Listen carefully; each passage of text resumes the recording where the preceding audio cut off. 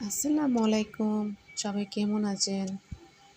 আপনাদের সঙ্গে একটু সময় কাটানোর জন্য এই ভিডিওটা নিয়ে হাজির হয়ে গেলাম।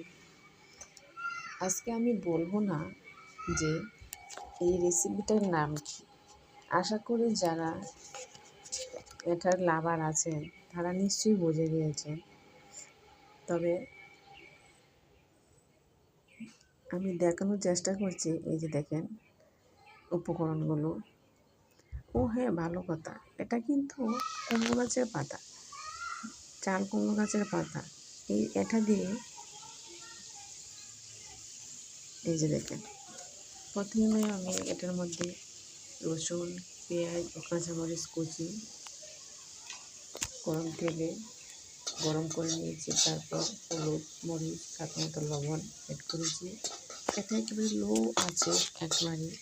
লো আছে কষানো হবে। কষানো হয়ে গেলেই এতে চাল কুমড়ার পাতাগুলা অ্যাড করে দিই।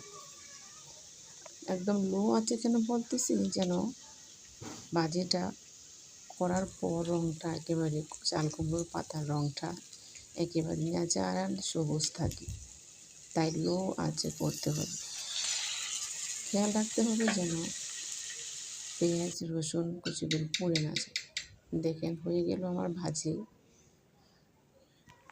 যদি আপনাদের মনে আমার এই ভিডিওটা একটু ভালো লেগে থাকে তাহলে লাইক ও ফলো দিতে ভুলবেন না। আর সাথে একটা কমেন্টস তো অবশ্যই পরিচিতজনদের কাছে পৌঁছে দিবেন, যেন তারাও আমার এই ভিডিওটা দেখতে পারে।